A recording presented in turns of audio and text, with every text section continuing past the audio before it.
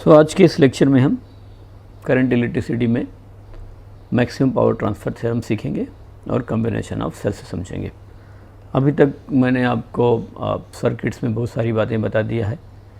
Main दो चीज़ें अपने को सर्किट एनालिसिस में समझना होता है, केबीएल और केसीएल का एप्लीकेशन। इस पर हमने कई सारे प्रॉब्लम्स लगा लिए हैं। इसके बाद फिर मैंने आपको कॉम्बिनेशन ऑफ रजिस्टर्स पढ़ा दिया। कॉम्बिनेशन ऑफ रजिस्टर्स को समझने के लिए हमने 5 पार्ट में पढ़ा उसको। Simple series parallel combination, common potential method, balance with stone bridge unbalance है तो उसको सॉल्व करने के लिए स्टार डेल्टा ट्रांसफॉर्मेशन, और फिर इसके बाद सिमेट्री एप्लीकेशन। इसमें सिर्फ 2 चीज़ें इंपॉर्टेंट हैं, सीरीज पैरेलल कॉम्बिनेशन और व्हीट स्टोन ब्रिज। इसके बाद कभी कभी कॉमन पोटेंशियल पर आ जाते हैं। कॉमन पोटेंशियल एक सिंपल एक मेथड है जिसमें हमने वायर से कुछ रजिस्टर्स को कनेक्ट कर देते हैं, और चूँकि वायर से जुड़े हुए हैं तो वायर जिन 2 पॉइंट के बीच में जुड़ी हुई है उन दोनों पॉइंट का पोटेंशियल क्या होगा, सेम होगा। आज हम मैक्सिमम पावर ट्रांसफ़र सीखना चाहते हैं कि जैसे हमारे पास कोई बैटरी है तो उस बैटरी की 2 एसेंशियल प्रॉपर्टी होंगी, एक तो उसका ईएमएफ होगा और दूसरा एक इंटरनल रेजिस्टेंस होगा। यदि हम इस बैटरी को किसी एक्सटर्नल रेजिस्टेंस कैपिटल आर से जोड़ देते हैं तो ये बैटरी क्या करेगी, पावर ट्रांसफ़र करेगी एक्सटर्नल सर्किट को। मैक्सिमम पावर ट्रांसफ़र थ्योरम क्या बताती है कि जब बैटरी का इंटरनल रेजिस्टेंस और सर्किट का एक्सटर्नल रेजिस्टेंस ये दोनों बराबर होते हैं, केवल और केवल उसी कंडीशन में हमारी बैटरी क्या करती है, मैक्सिमम पावर ट्रांसफ़र। तो ये थ्योरम है, ये आपको याद रखना है। अभी मैं आगे आपको डेरिवेशन समझाता हूँ कि हम कैसे डिराइव कर सकते हैं, बहुत छोटा सा पार्ट है। यदि हम चाहते हैं कि हमारी कोई सेल पावर मैक्सिमम ट्रांसफ़र करे तो उसके लिए ज़रूरी है कि बैटरी का जो इंटरनल रेजिस्टेंस है वो सर्किट के एक्सटर्नल रेजिस्टेंस के बराबर हो, तभी बैटरी क्या करेगी, मैक्सिमम पावर ट्रांसफ़र कर सकती है। अब आप यहाँ पर देख लीजिए, समझिए कि आप इसे कैसे कर सकते हैं। मैक्सिमम पावर ट्रांसफ़र थ्योरम के लिए मैंने पहले से डिराइव कर दिया है, यहाँ पर मैं आपको समझा देता हूँ, कोई बहुत मुश्किल नहीं है। मैंने यहाँ पर क्या ले लिया, एक बैटरी ले लिया जिसका ईएमएफ ई है और इस बैटरी का इंटरनल रेजिस्टेंस आर दिया हुआ है, और हमने सर्किट में क्या कर दिया है, एक्सटर्नल रेजिस्टेंस आर कर दिया है। टोटल रेजिस्टेंस सर्किट कितना हो गया, आर प्लस आर हो गया। ईएमएफ कितना है, E. I will be equal to E divide by are plus R, ये हम पहले पढ़ रखे हैं। Power transfer to whom? Power transfer to the external resistance capital R. Power transferred by cell या power transfer to R. Power किसके equal होगा, I square R के इक्वल होगा, या बी स्क्वायर बाई आर भी लिख सकते हैं। यदि आपको ये लिखना है तो आपको यहाँ पर पोटेंशियल निकालना पड़ेगा। मैंने लिख दिया आई स्क्वायर आर। आई की वैल्यू हमने ऊपर देख लिया है, e divide by are plus r है तो मैंने यहाँ पर वैल्यू लिख दिया। कितना हो गया, देखिए आई की value E divide by are plus R थी, तो जब स्क्वायर करेंगे तो E square divide by are plus are का होल स्क्वायर, और आर यहाँ पर ऊपर लिखा था तो यहाँ पर भी लिख दिया।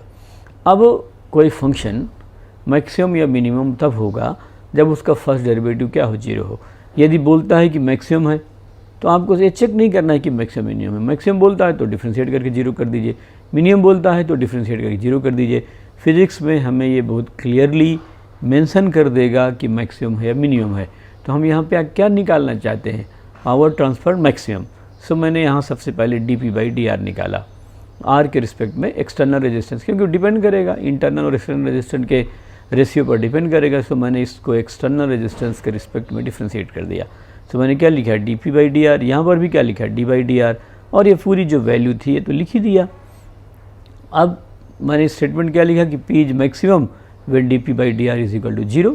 ठीक है, dp बाई डी आर 0 हो। मैं इसको इधर वाले टर्म को तो 0 कर दूंगा। यहाँ पर ये ई स्क्वायर कॉन्स्टेंट है, ये तो 0 है तो इधर जाके 0 ही हो जाएगा।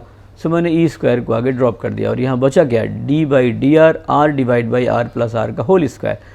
तो जो नीचे आर प्लस आर का होल स्क्वायर है मैं उसको ले गया हूँ ऊपर, तो ये लिख दिया। मेरे को लगता है कि आपको ये बात एकदम क्लियर हो गई होगी कि d by d r, r into r plus r to the power -2 equal to 0 कहाँ से आया, क्यों, क्योंकि पावर मैक्सिमम है तो dp बाई डी आर 0 होगा, तो इसका लेफ्ट हैंड साइड 0 हो गया। इधर ई स्क्वायर तो कांस्टेंट ही है तो डेरिवेटिव के बाहर आ जाएगा, 0 बाई स्क्वायर 0 होगा, तो मैंने उसको ड्रॉप कर दिया है। हमारे पास टर्म क्या बचता है, d by d r, r divide by are plus are का होल स्क्वायर, सिर्फ ये बचता है। आप देख लीजिए, अब ये 2 फंक्शन हो गए, फर्स्ट फंक्शन और सेकंड फंक्शन। तो यदि हम प्रोडक्ट ऑफ 2 फंक्शन को डिफ्रेंशिएट करते हैं तो फार्मूला क्या होता है, first function derivative of the second plus second function derivative of the first. तो मैंने यहाँ क्या लिखा, फर्स्ट फंक्शन आर लिखा into derivative of the second. तो अब जैसे मैंने इसको x to the power n को डिफ्रेंशिएट करूँगा तो उसका फार्मूला क्या होगा, n x to the power n minus 1, तो -2 था यहाँ मल्टीप्लाई कर दिया और यहाँ हो गया r plus r to the power -2 -1 कितना हो गया, -3। क्लियर हो गया होगा, मतलब अभी मैं साइड में फार्मूला लिखता हूँ। इसके बाद फिर यहाँ पर सेकेंड फंक्शन लिख दिया into derivative of the first, तो ये फर्स्ट को डिफ्रेंशिएट कर दिया, dr/dr 1 होगा ही होगा। अब मैं इसको ये वाला जो टर्म था इसको राइट हैंड में ले गया, तो ये प्लस है यहाँ, तो उधर जाके क्या होगा माइनस, इधर माइनस पहले से तो माइनस माइनस कट गया। तो देखिए यहाँ पर क्या बचा 2r और इधर बच गया r plus r to the power -3 और यहाँ पर कितना हो गया r plus r to the power -2। फिर मैंने इसको आगे यहाँ पर सॉल्व कर दिया, 2r डिवाइड बाई लिख दिया यहाँ पर r प्लस आर, यहाँ पर 2r divide by are plus r cube और ये 1 divide by are plus are का होल स्क्वायर। इसके बाद अब देखिए ये कट कैंसिल कर दिया स्क्वायर से क्यूब वाला, तो यहाँ बचा आर प्लस आर, इसको ट्रांसपोज कर दिया राइट हैंड साइड में ले गया, तो 2r is equal to r plus r हो गया, so r is equal to r के बराबर हो गया। इस तरीके से पावर मैक्सिमम ट्रांसफ़र तब होगा जब इंटरनल रेजिस्टेंस किसके इक्वल होगा, एक्सटर्नल रेजिस्टेंस के इक्वल होगा। तो यही मैंने यहाँ लिख दिया है कि maximum power is transferred by a cell when its internal resistance of the cell, when internal resistance of the cell is equal to external resistance. अब आगे I निकाल लिया, तो देखिए I की जो वैल्यू मैंने लिखा था कितनी, I is equal to r plus r था, तो यहाँ लिख दिया I is equal to r plus r, और चूँकि R की वैल्यू किसके इक्वल है, R के इक्वल है, तो मैंने स्मॉल r को हटा के कैपिटल R लिख दिया। सो I किसके इक्वल हो गया, E डिवाइड बाई 2r के इक्वल होगा। ये कब होगा, जब पावर ट्रांसफर मैक्सिमम होगा। इसके बाद P इज इक्वल टू यहाँ पर power E square divide by B square by R होगा, तो E square by are plus R कर दिया मैंने। अब आप यहाँ पर उसकी वैल्यू लिख देंगे पावर मैक्सिमम की, तो ई स्क्वायर हो गया और आर की वैल्यू लिख दिया, तो इसके इक्वल आ गया, तो E square divide by 2r के बराबर हो गया। अब यहाँ पर मैं थोड़ा सा आपको ये समझाना चाह रहा था कि मैंने क्या फार्मूला लगाया है, तो d by d x to the power n, ये किसके इक्वल हो जाएगा, n x टू द पावर n-1 के बराबर हो जाएगा, ऐसे लिख दिया। या यहाँ पर d बाई डी एक्स, मान लो x टू द पावर -2 है, सो -2 तो यहाँ हो गया और x टू द पावर -3 हो गया, बस। तो यही यहाँ पर मैंने आपको समझा रखा है। तो इस तरीके से मैक्सिमम पावर ट्रांसफ़र तब होगा किसी सेल से जब इंटरनल रेजिस्टेंस और एक्सटर्नल रेजिस्टेंस क्या होगा, सेम होगा। तो एक बार क्वेश्चन लगा के देख लेते हैं।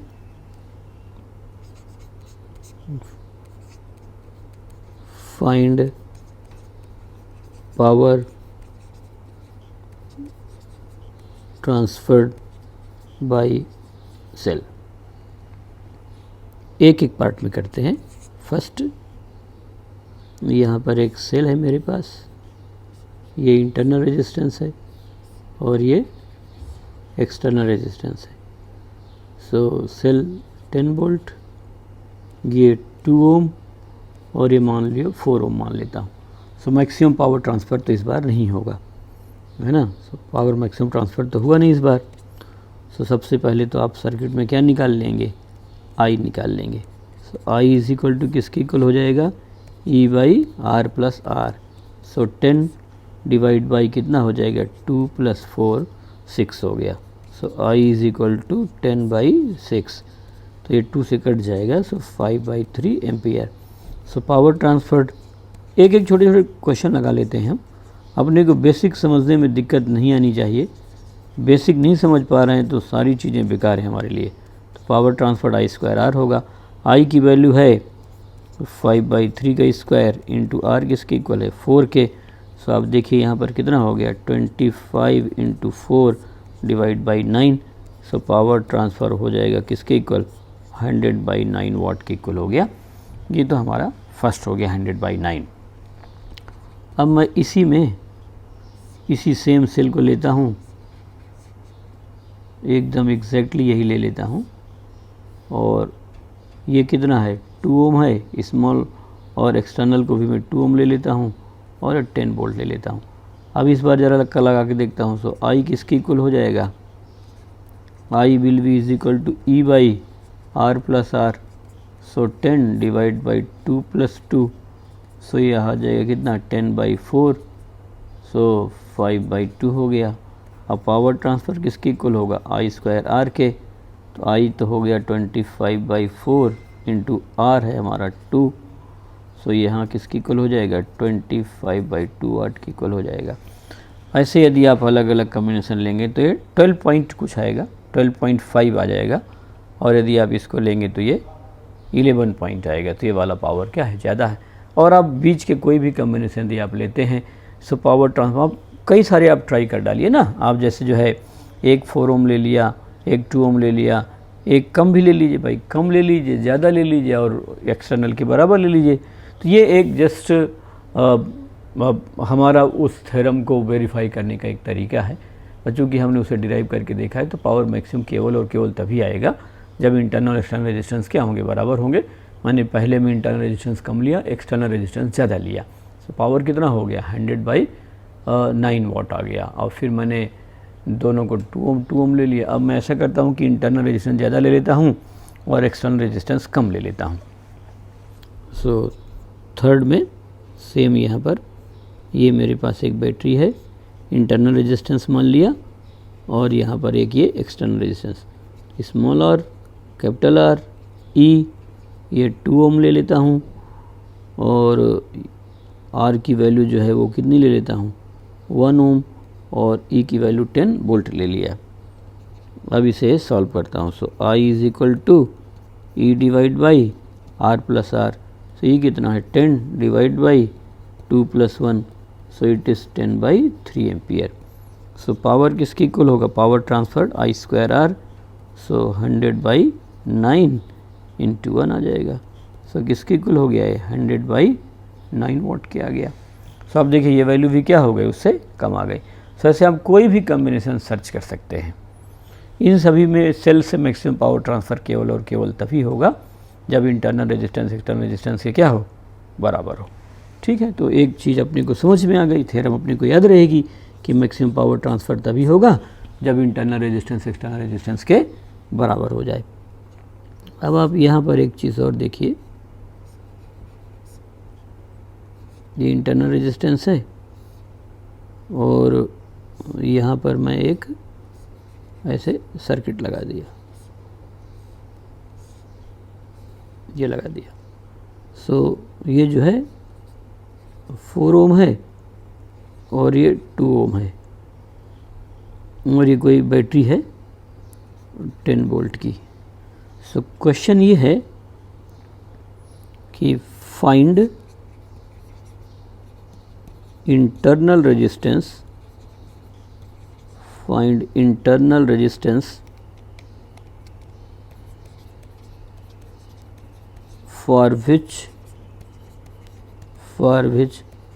maximum power is transferred, for which maximum power is transferred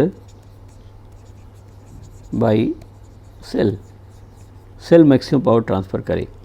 सो मैंने आपको बता रखा है कि मैक्सिमम पावर ट्रांसफ़र तभी होगा जब आर इंटरनल आर एक्सटर्नल के बराबर हो, तब पावर क्या होगा, मैक्सिमम ट्रांसफ़र होगा।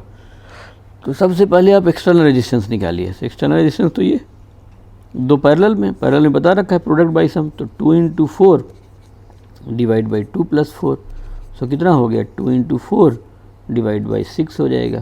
सो कैंसिल कर देंगे, सो किसकी इक्वल हो जाएगा 4/3 ओम, है ना। सो power transferred will be maximum, power transferred will be maximum when R is equal to R, therefore R is equal to कितना हो गया 4/3। ऐसे सिंपल क्वेश्चन आते हैं। So maximum power transfer theorem कोई बहुत कठिन नहीं है। आपसे इंटरनल रेजिस्टेंस पूछेगा या एक्सटर्नल पूछेगा, या एक्सटर्नल एक बड़ा सा नेटवर्क दे देगा, उसमें कोई अननोन डाल देगा। जैसे मान लो ह्यूजेन ब्रिज बता दिया, अब बोला कि चलो यहाँ पर एक वेरिएबल x लगा देते हैं, एक x वेरिएबल लगाया, बोलेगा कि जो है x की वैल्यू निकालिए जिससे पावर ट्रांसफ़र क्या हो, मैक्सिमम हो। तो हम इस तरीके से कोई भी नेटवर्क के कोई भी कम्बिनेशन हम बना सकते हैं मैक्सिमम पावर ट्रांसफ़र होने के लिए। सो पावर ट्रांसफ़र मैक्सिमम केवल और केवल तब होगा जब हमारा इंटरनल रेजिस्टेंस किसके इक्वल होगा, एक्सटर्नल रेजिस्टेंस के बराबर होगा। ये मैंने आपको सिंपल इलस्ट्रेशन करा दिया। अब मुझे आपको आगे थ्योरी पढ़ाना है एक सेक्शन हमारा बचा हुआ है अभी, combination of cell. So next है कम्बिनेशन ऑफ सेल्स। सो हम उनको सीरीज में भी कंबाइन कर सकते हैं और पैरेलल में भी कंबाइन कर सकते हैं, है ना। ये भी एक इम्पॉर्टेंट सेक्शन है, इसमें फार्मूला भी मैं आपको डिराइव करके बताता हूँ। फार्मूले याद करने की जगह उसको समझना भी काफ़ी ज़रूरी है। सो सीरीज़ कम्बिनेशन है। सो सीरीज़ कम्बिनेशन में आप देखिए कि जैसे मान लिया मैंने एक बैटरी, उसका इंटरनल रेजिस्टेंस, फिर दूसरी बैटरी, फिर उसका इंटरनल रेजिस्टेंस, फिर तीसरी बैटरी, फिर उसका इंटरनल रेजिस्टेंस। ये तो हमारी बैटरी आइडेंटिकल होंगी, ये तो हमारी बैटरी आइडेंटिकल नहीं होंगी। मैं आपको एक एक करके हर कम्बिनेशन पर फार्मूला बता देता हूँ। सो पहले मैं आइडेंटिकल सेल पर समझा देता हूँ, है ना। सो इसे पॉइंट नंबर ए मान लिया जाए। ये मान लेता हूँ ई है, इसका भी ईएमएफ ई दिया है, इसका भी ईएमएफ दिया है, आर इंटरनल और आर इंटरनल। सो मेरे को क्या करना है, इस सर्किट में करंट की वैल्यू निकालना है और एक्सटर्नल से आ रहा है। ये जो जितनी हमारे पास 3 सेल हैं, इन सेल को हटा करके इनकी जगह पर मुझे एक सिंगल सेल यूज़ करना है और उसका एक single internal resistance R use करना है, जिससे जितना करंट पहले फ्लो कर रहा था उतनी करंट बाद में फ्लो हो। सो ये क्या हो गया, ई इक्विवेलेंट हो गया और यहाँ पर ये आर इक्विवेलेंट हो गया। बस ये हम समझना चाहते हैं। सो मान लिया मैंने कि यहाँ से करंट की वैल्यू कितनी है, आई, इधर की तरफ भी करंट की वैल्यू आई है, ये वैल्यू करंट आई है और ये वैल्यू भी करंट आई होगी। यदि ये तीनों सेल मिल करके करंट आई दे रही हैं इस रेजिस्टेंस आर को, सो सिंगल कितने ईएमएफ की सेल होगी जो सेम करंट दे। सो आप देखिए, यदि मैं इस वाले को लिखूं, हमारी आई का एक्सप्रेशन यदि मैं लिखना चाहूँ तो आई किसके इक्वल होगा, E equivalent divide by are plus R equivalent. ये हमारा आर है प्लस जो है वो आर इक्विवेलेंट, ये तो मेरा आई हो गया। अब सबसे पहले यहाँ से तो करंट देखिए जा ही रही है, सो मैं लूप लगा दूंगा, है ना।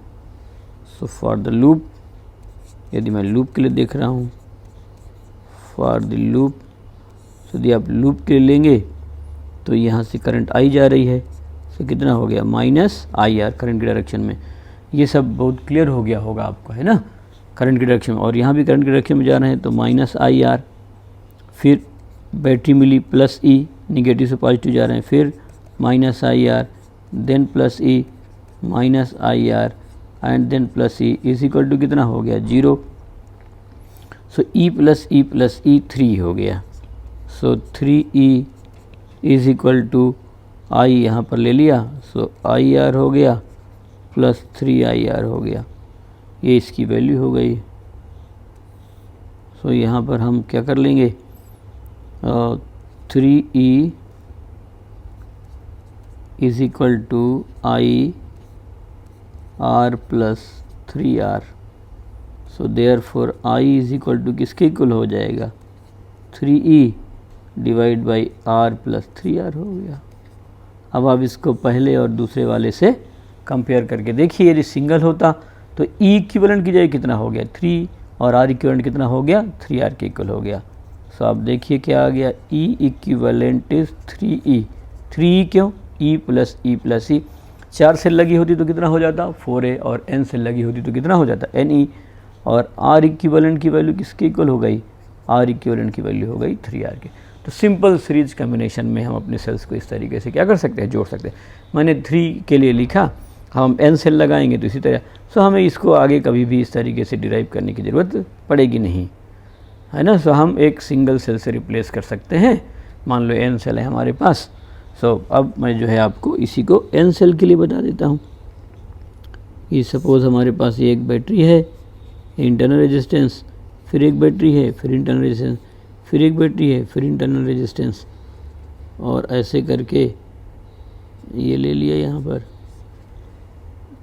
और ये बाहर की तरफ एक ये बैटरी ले लिया। ये कितना, ये आर की इक्वल हो गया। सो ई, सभी ई ले रहे हैं और टोटल सेल्स कितनी ले लेते हैं, N सेल्स ले लेते हैं। So we have N cells so E equivalent देखिए किसके इक्वल हो जाएगा, ई इक्विवेलेंट, ये सभी एक ही डायरेक्शन में, आप यहाँ से जा रहे हैं तो सबका निगेटिव टू पॉजिटिव ही जा रहे हैं उधर की तरफ। सो ई इक्विवेलेंट किसके इक्वल होगा, ई प्लस ई, ऐसे कितने टाइम्स अपने को जोड़ना पड़ेगा, n टाइम्स जोड़ना। अभी मैंने उधर आपको डेरिवेशन सिखा दिया है 3 के लिए, अब हम जनरल लिख लेते हैं। तो ई प्लस ई n टाइम्स किसके इक्वल होगा, n के इक्वल हो जाएगा। और आर इक्विवेलेंट कितना है, आर प्लस ये किसके इक्वल होगा, n टाइम्स के इक्वल होगा। So R equivalent is equal to n into R के इक्वल होगा। सो ई इक्विवेलेंट n और आर इक्विवेलेंट ये आ गया।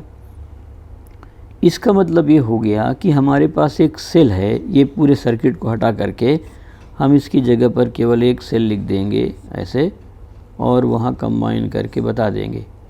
सो आर और यहाँ पर ये आर इक्विवेलेंट हो जाएगा, और ये किसकी इक्वल हो जाएगा, ई इक्विवेलेंट की इक्वल हो जाएगा। ये मतलब हुआ इसका।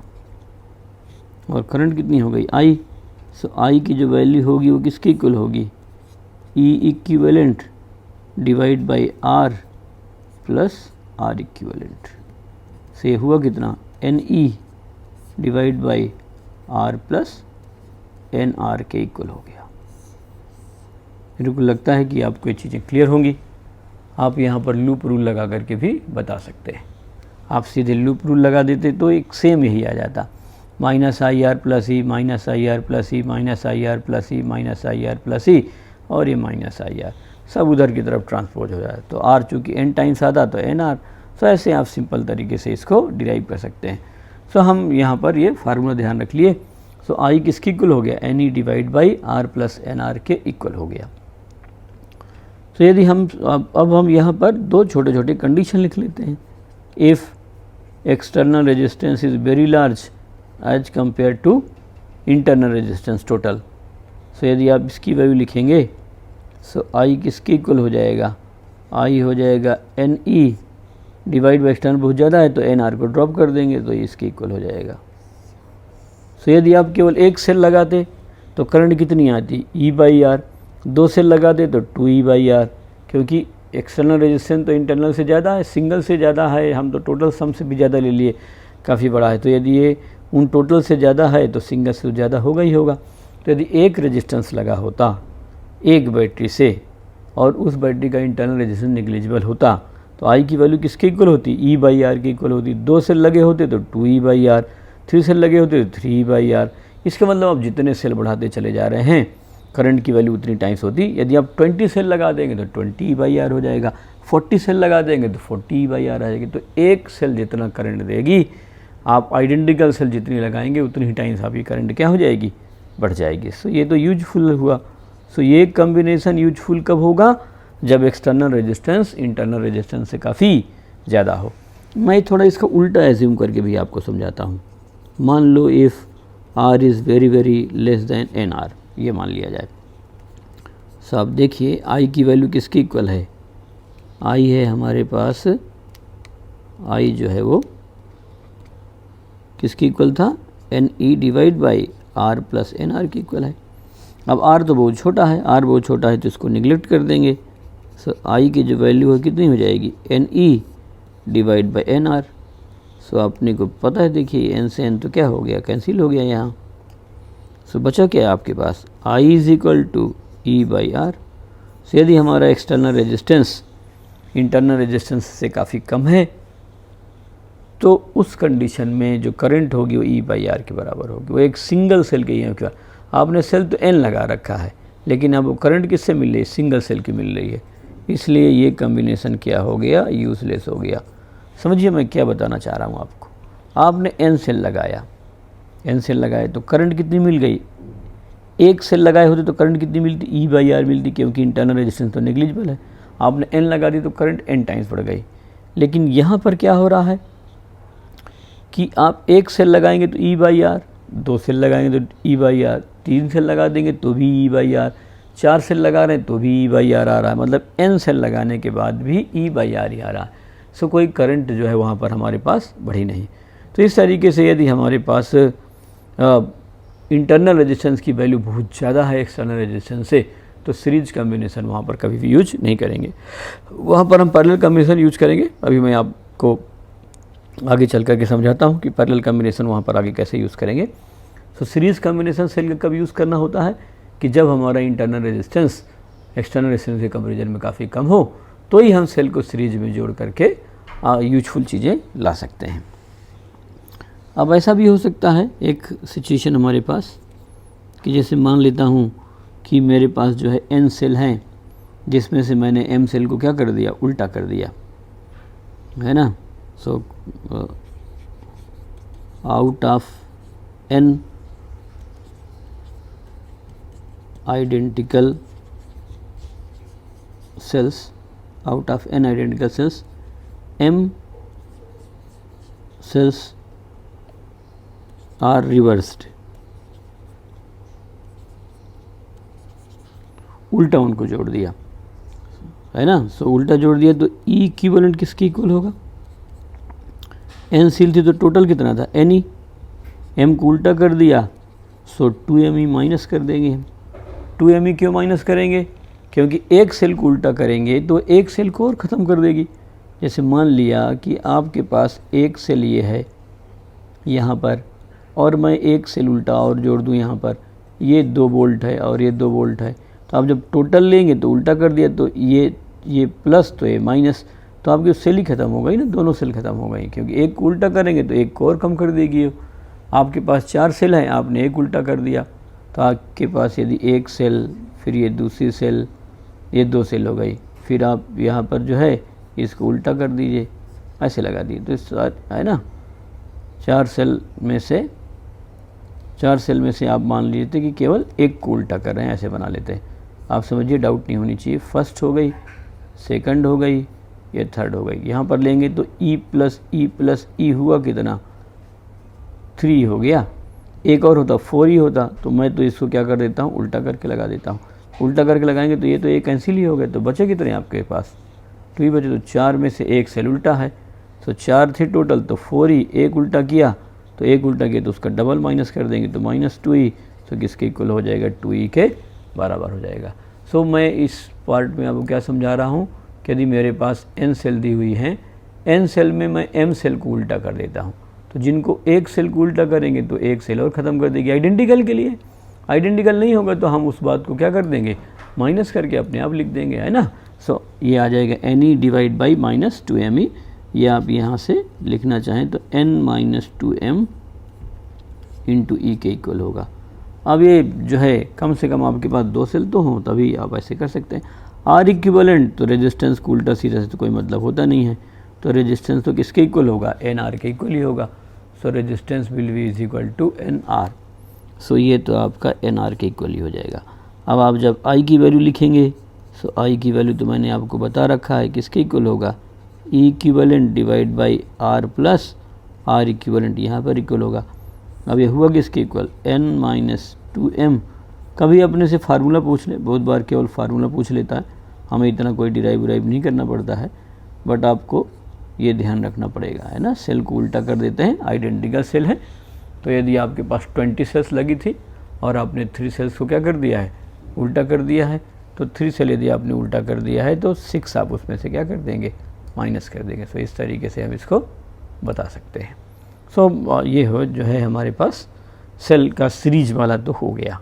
सीरीज में जो सेल जुड़ी हुई हैं तो उनका E इक्विवेलेंट होगा E1 + E2 + E3।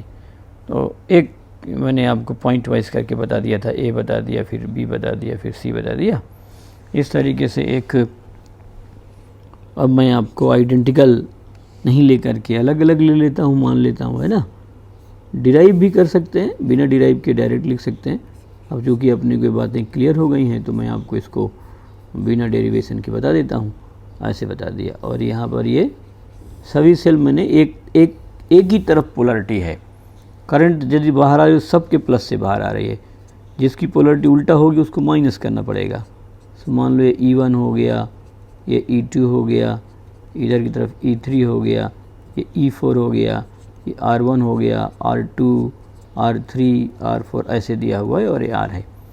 अब बोलता है कि इसमें निकालिए। सो बहुत आसान है, आप लूप रूल लगा के सॉल्व कर सकते हैं। तो मैं पहले अभी आपको डायरेक्ट लिखना सिखा देता हूँ। सो ई इक्विवेलेंट की जो वैल्यू होगी, क्योंकि अब देखिए सभी हैं माइनस से प्लस, इधर गए माइनस से प्लस, सभी सिमिलर पोलरिटी के साथ जुड़ी हैं। तो E1 plus E2 plus E3 plus E4 ये हैं। और यहाँ पर R इक्विवेलेंट लेंगे तो ये किसकी इक्वल होगा, R1 plus R2 plus R3 plus R4 के बराबर होगा। सो I इज इक्वल टू किसकी इक्वल हो जाएगा, E equivalent divide by R plus R equivalent के बराबर होगा, है ना। वो आप देख लो यहाँ पर इसकी इक्वल हो गया।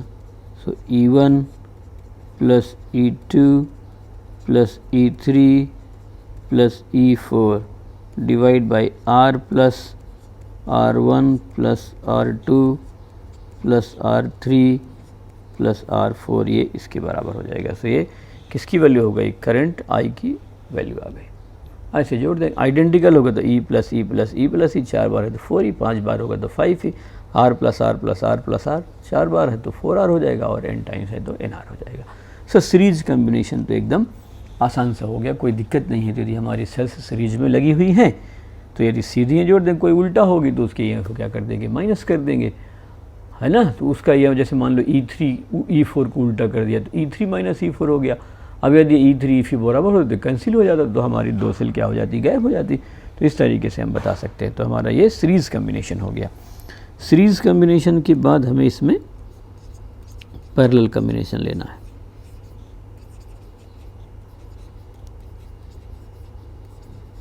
पैरेलल कम्बिनेशन पहले आइडेंटिकल सेल्स के लिए ही लेते हैं, फिर हम आगे इसको देख सकते हैं।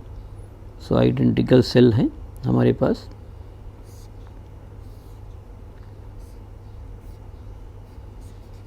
एक हो गया, यहाँ दूसरा ले लेता हूँ मैं और ये तीसरा ऐसे ले लेता हूँ।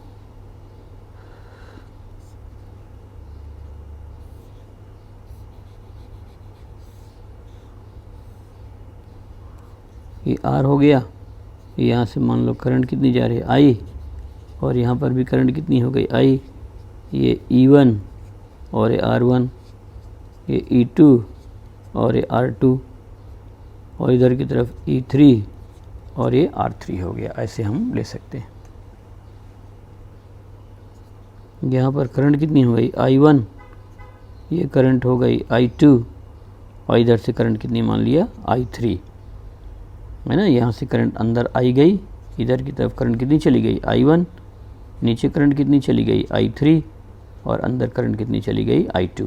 ऐसे बना लिया। हमारे पास 3 सेल हैं, तीनों का आइडेंटिकल पोलरिटी लगा दिया। ऊपर वाले से I1 करंट आई, नीचे वाले से I2 आई, और ये I3 और बाहर निकल गई I के फॉर्म में। सो यहाँ पर मैं क्या लिख सकता हूँ, I किसके इक्वल हो जाएगा, I will be is equal to I1 plus I2 plus I3, है ना। मेरे को लगता है कि क्लियर हो गया होगा आपको। ये एक जंक्शन है, तो जंक्शन से बाहर कौन सी करंट गई I, और जंक्शन पे कौन सी है I1 इधर से आई, I2 इधर से आई और I3 इधर से। KCL हमने पढ़ा था, जिसको जंक्शन रूल भी बोलते हैं। Total current coming toward the junction is equal to total current leaving the junction. So junction की तरफ जो करंट आ रही है वो कितनी हो गई I1 plus I2 plus I3, और जंक्शन से बाहर करंट कितनी जाएगी I जाएगी। अब हम थोड़ा सा एक एक लूप लेकर के इस क्वेश्चन को सॉल्व करके देखते हैं, है ना। सो मैं सबसे पहले ये R वाली लूप को ले लेता हूँ बाहर से, है ना। सो एक लूप ले लिए। सो इस लूप के हम मान लेता हूँ कि एक्सटर्नल रेजिस्टेंस से E1 के लिए ले लेता हूँ। तो फॉर, यहाँ पर मैं ले लेता हूँ फॉर लूप कंटेनिंग E1। सो यहाँ से तो गए तो माइनस IR होगा ही होगा। सो माइनस IR यहाँ से चले, सो माइनस IR यहाँ, फिर यहाँ से ऊपर चले गए। सो ये किसके इक्वल होगा, माइनस I1 इंटू R के, and plus E1 is equal to 0। ये आ गया। फिर आप इसको इधर की तरफ ले लीजिए। सो अब देखिए क्या मिल गया आपको, E1 is equal to IR plus I1R के इक्वल हो गया। यहाँ पर I1R के इक्वल हो गया, ये हमें मिल गया।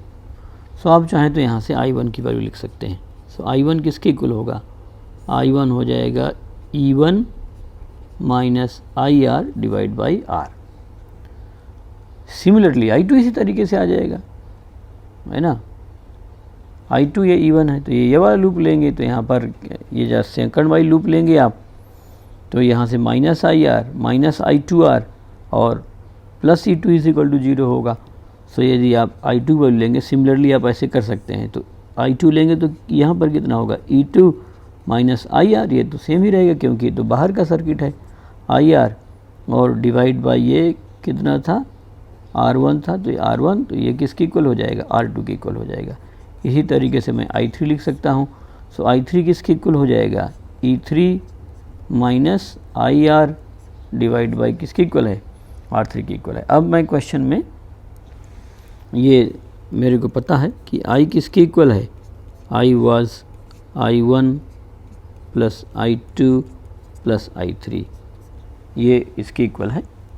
अब यहाँ पर आपको लिखना है कितना, E1 minus IR divide by R1 plus E2 minus IR divide by R2 plus E3 minus IR divide by R3, और ये किसके इक्वल होगा, I के इक्वल होगा। सो I इज इक्वल टू, यहाँ पर हो गया कितना, E1 बाई R1 और ये E2 by R2 plus E3 by R3, और इधर माइनस, ये वाला माइनस है। सो माइनस कितना हो गया, सब जगह माइनस है तो मैं ले लेता हूँ IR divide by R1 plus IR divide by R2 plus IR divide by R3, ऐसे सॉल्व हो गया। सो आप यहाँ पर देख लीजिए, I की वैल्यू इधर की तरफ आप ट्रांसपोज करके लिख सकते हैं। सो I यहाँ है, प्लस ये और ले लीजिए। सो हर जगह से आपके पास क्या है, IR तो कॉमन ही है, और यहाँ कितना हो गया, 1 by R1 plus 1 by R2 plus 1 by R3 is equal to किसके इक्वल हो गया, E1 by R1 plus E2 by R2 plus किसके इक्वल हो गया, E3 by R3। So therefore I तो आप कॉमन ले लीजिए, और I कॉमन ले लेंगे यदि आप, सो I कॉमन हो गया, और फिर बाकी को इधर डिवाइड करके भेज देंगे नीचे, तो E1 by R1 plus E2 by R2 plus E3 by R3 divide by, ये तो 1 बचेगा, तो 1 plus R into 1 by R1 plus 1 by R2 plus 1 by R3, ऐसे करके आप इसको ध्यान रख सकते हैं। बहुत ज़्यादा कठिन नहीं है, याद रखिए तो अच्छा रहेगा, नहीं तो मैंने जैसे डिराइव कराया है ना, आप वैसे सॉल्व करना। दूसरे तरीके से करोगे तो आपको मामला उलझ जाएगा, है ना। एक में करंट I1 मानेंगे, एक में I2 मानेंगे, एक में I3 मानेंगे, और फिर लूप रूल लगा देंगे। एक बार लूप रूल लगाएंगे तो I1 I2 I3 आ जाएगा, फिर हम जंक्शन रूल लगा देंगे, I is equal to I1 plus I2 plus I3, और ऐसे सॉल्व करके बता सकते हैं। सो I की वैल्यू कितनी हो गई, E1 by R1 plus E2 by R2 plus E3 by R3, 1 plus R divide by 1 by R1 plus 1 by R2 plus 1 by R3। अब मान लेता हूँ मैं इसको नोट में, फॉर n आइडेंटिकल सेल, मान लो हमारी सेल कैसी हैं, आइडेंटिकल हैं, फॉर n आइडेंटिकल सेल्स। सो आप देखिए I की वैल्यू बहुत आसानी से आ जाएगी, E by R plus E by R, E1 by R1 था ना, ये कितनी टाइम्स हो गया, n टाइम्स हो गया। फिर यहाँ कितना था, 1 प्लस R, इधर 1 by R plus 1 by R plus 1 by R, कितने टाइम्स, n टाइम्स है। ये आप जो है यहाँ पर देख करके समझ सकते हैं। आप देखिए फार्मूला क्या आया था, E1 by R1 plus E2 by R2 plus E3 by R3 divide by 1 plus R, 1 by R1 plus 1 by R2 plus 1 by R3। So E by R plus E by R plus E by R कितने times हो गया, n times, because we are taking n identical cells. 1 plus R 1 by R plus 1 by R plus 1 by R। Further simplify कर लीजिए तो ये identical और non identical सभी के लिए हो जाएगा। तो यहाँ पर कितना हो जाएगा, NE डिवाइड बाई R, और यहाँ कितना हो गया 1 प्लस R, और ये 1 बाई R कितना हो जाएगा, n बाई R हो जाएगा। सो इस तरीके से हमारे पास ये वैल्यू आ गई। अब एक बार इसको फर्दर आर को नीचे मल्टीप्लाई कर दीजिए तो ऊपर कितना हो जाएगा, n E divide by are plus किसके इक्वल हो जाएगा, एन आर के इक्वल हो जाएगा, है ना। और मेरे को तो आर प्लस एक्सटर्नलाइजेशन लिखना, एन आर तो लिखना, तो एन से मैंने डिवाइड कर दिया, तो ई डिवाइड बाई किसके इक्वल हो गया, r plus r by n के बराबर हो गया। ये आप ध्यान रखिए, है ना। सो ये हुआ कितना, E equivalent divide by are plus R equivalent, यहाँ पर आएगा, वेयर ई इक्विवेलेंट तो पैरेलल में ई के इक्वल ही रहेगा, और जो आर इक्विवेलेंट है वो किसके इक्वल हो जाएगा, आर बाई एन के बराबर हो जाएगा। सो इस तरीके से हम आइडेंटिकल सेल्स यदि पैरेलल में लगे हुए हों तो बता सकते हैं। तो एक ही फार्मूला आ गया। सो जब हमारे पास आइडेंटिकल सेल्स होंगी, सो आइडेंटिकल सेल हैं बहुत सारी, उनको हटा के उसकी जगह पर एक सेल यूज़ कर लिया, तो उस एक सेल का ईएमएफ कितना होगा, ई इक्विवेलेंट होगा, है ना।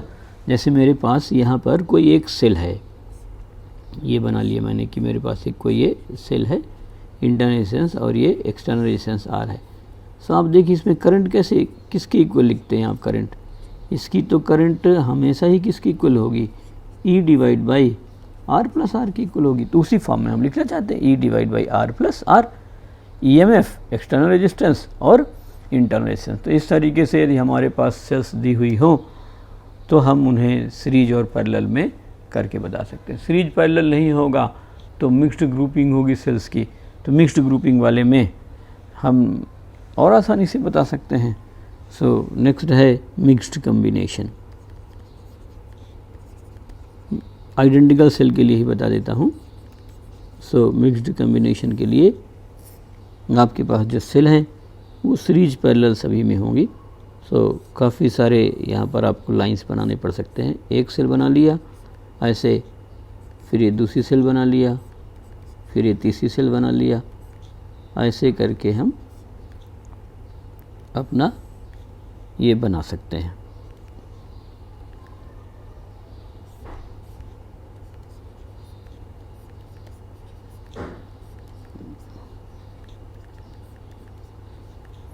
इस तरीके से कई सारी सेल्स हम इसमें बना लिए और यहाँ से पैरेलल में क्या जोड़ दिया, एक एक्सटर्नल रेजिस्टेंस कनेक्ट कर दिया, से रेजिस्टेंस आर हो गया। ऐसी कई सारी आप जो है इसमें जो है लाइंस बना लेंगे। सभी में इक्वल नंबर ऑफ सेल्स रखना है और सभी में आइडेंटिकल सेल्स भी आपको रखना है। सो ये हो गया, ये एक सेल हो गई यहाँ से और ऐसे बना लिया। इसी तरीके से आप यहाँ पर बना लीजिए। तो ये इसमें सीरीज पैरेलल के बहुत सारे फर्दर कॉम्बिनेशंस जो है हम ले रहे हैं। सो यहाँ पर क्या कंडीशन है कि रो में जो है n सेल्स हैं और नंबर ऑफ रोज कितनी है, m है। So number of rows is equal to m। So आप यहाँ पर कितनी ई आर ऐसे ई और आर इस तरीके से जितनी सेल्स हैं सभी का ईएमएफ किसके इक्वल है, ई के, और सभी का इंटरनल रेजिस्टेंस किसके इक्वल है, आर के इक्वल है। सो आप जो इसको इस तरीके से बता सकते हैं। सो अब देखिए इसमें कितनी सेल्स लगी हुई हैं, n सेल्स लगी हुई हैं। सो मैं यहाँ पर आपको बता देता हूँ, ये इस तरीके से ये n सेल्स हैं, n सेल्स और वन और रो कितनी है और इधर की तरफ कितनी है, m रोज हैं। तो कितनी सेल है, n सेल है और सभी किस में लगी हैं, सीरीज में लगी हैं। तो क्या बताया था मैंने कि कितना हो जाएगा, NE। सो आप क्या करेंगे कि हर में रो में आपके पास एक एक सेल होगा, ऐसे इस तरीके से आपके पास ये सेल्स बन गई। आप यहाँ पर ही बना सकते हैं, बस ठीक है। और इधर की तरफ किसकी इक्वल हो गया, आर की इक्वल हो गया। सो ये किसकी इक्वल हो जाएगा, NE, और सीरीज में रेजिस्टेंस भी कितना हो जाता है, NR, और ये भी कितना हो गया, NE NR, NE NR, ऐसे करके हो गया। और अभी मैंने आपको पैरेलल कॉम्बिनेशन में क्या सिखाया है, ई इक्विवेलेंट ई के इक्वल ही होगा आर प्लस आर इक्विवेलेंट। सो आप यहाँ पर जब देखेंगे ये सब तो पैरेलल में हो गई, सो जब पैरेलल में आप लगाएंगे सो ई इक्विवेलेंट जो होगा वो तो n इंटू ई के इक्वल ही होगा, और जो आर इक्विवेलेंट होगा वो मैंने अभी आपको सिखाया था आर बाई कितना होता है, n होता है। तो n का मतलब नंबर ऑफ सेल्स n थे, लेकिन यहाँ पर नंबर ऑफ सेल्स कितनी बन रही है, m सेल्स बन रही हैं। सो यहाँ पर आर इक्विवेलेंट किसके इक्वल हो जाएगा, एक का कितना था, एक सेल का nr था और nr डिवाइड बाई m हो जाएगा बस। सो जो i की वैल्यू आएगी वो किसके इक्वल हो जाएगी, E equivalent divide by are plus R equivalent. ये सब लिख लिख के प्रैक्टिस कर लेना आप, कोई बहुत कठिन नहीं है, बट आप फर्स्ट बार पढ़ेंगे तो थोड़ा मुश्किल लग सकता है। सो किसके इक्वल हो जाएगा, n r divide by m के इक्वल हो जाएगा बस। ये एक सिंगल सेल बन गई हमारी। तो हमारे पास उस कॉम्बिनेशन की जो एक सिंगल सेल आती है वो इस तरीके से बन गई। तो हमारा जो पूरा बड़ा सा सर्किट था वो सर्किट हमारा इस कॉम्बिनेशन के बराबर हो गया। आर यहाँ पर क्या है, आर इक्विवेलेंट, और ये किसके इक्वल है, ई इक्विवेलेंट के बराबर हो गया बस। ये हो गया n E divide by are plus. अब पावर ट्रांसफ़र मैक्सिमम कब होगा, जब ये वाला r n r by m के क्या होगा, इक्वल होगा। तो उस कंडीशन में ये कॉम्बिनेशन क्या करेगा, मैक्सिमम पावर ट्रांसफ़र कर सकता है। तो ऐसे हम बता सकते हैं आसानी से।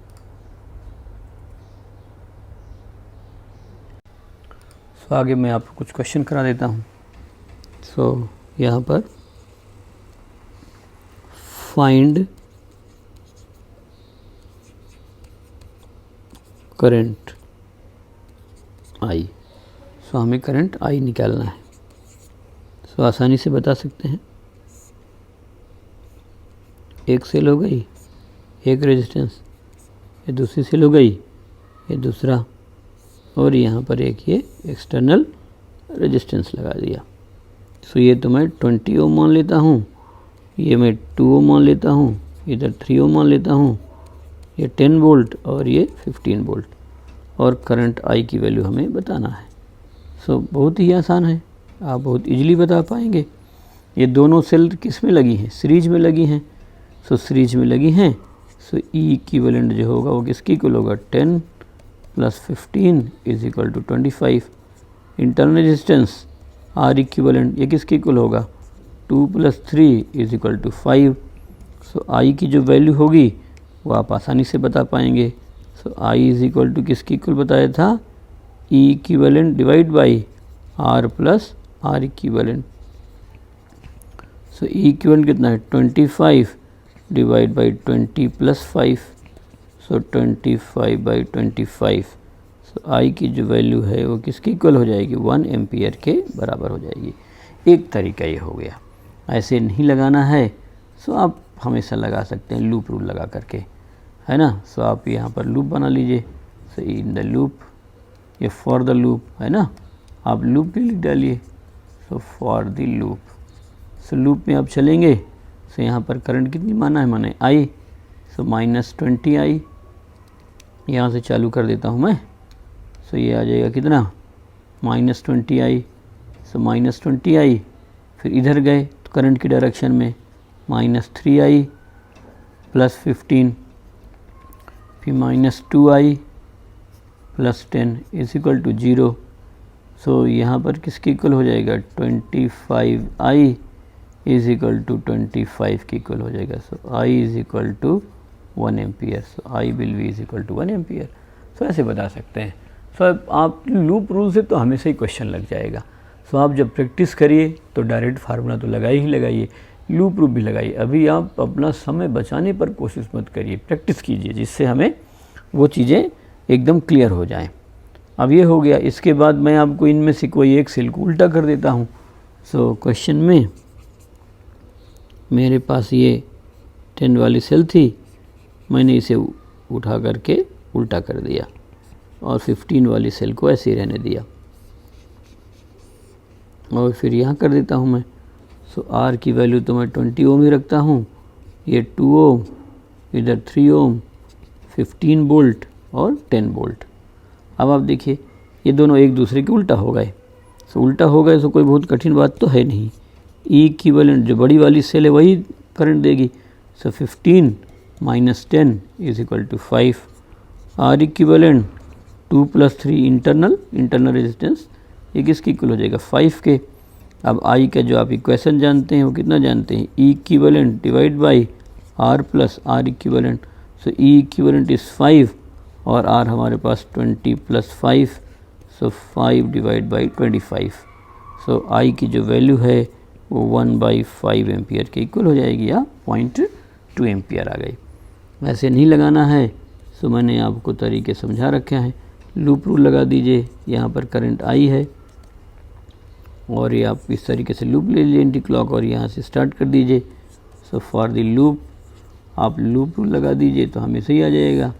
सो कितना हो गया -20i, इधर जा रहे हैं सो -3i और +15, फिर वहाँ गए -2i और ये प्लस से माइनस गए तो कम हो गए तो -10 इज इक्वल टू 0 ऐसे आ जाएगा। अब आप देखिए यहाँ पर -20i -3i -2i, so it is -25i और ये +15 -10 +5 इधर जा गए तो -5 हो गया।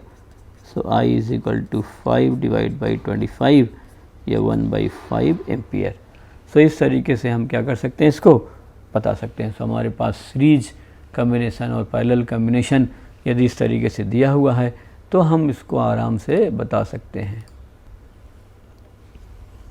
अब इसमें जो है मैं आपको एक पैरेलल कम्बिनेशन वाला बता देता हूँ। जैसे यहाँ पर अभी हम लोग देख रहे थे, दो सेल ले लिए, एक हो गया, ये क्वेश्चन नंबर 2 हो गया, ऐसे कर लेता हूँ और नेक्स्ट मैं इसको 3 कर देता हूँ। सो ऐसे बना लिया जाए पैरेलल में।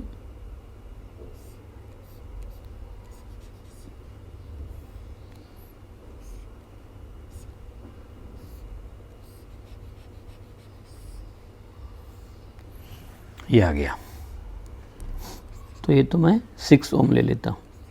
सो it is 6 ohm, it is 6 ohm, ये 3 ओम, ये 10 वोल्ट और यहाँ पर भी 10 वोल्ट और करंट हमें आई निकालना है जो पहले से चल रहा है।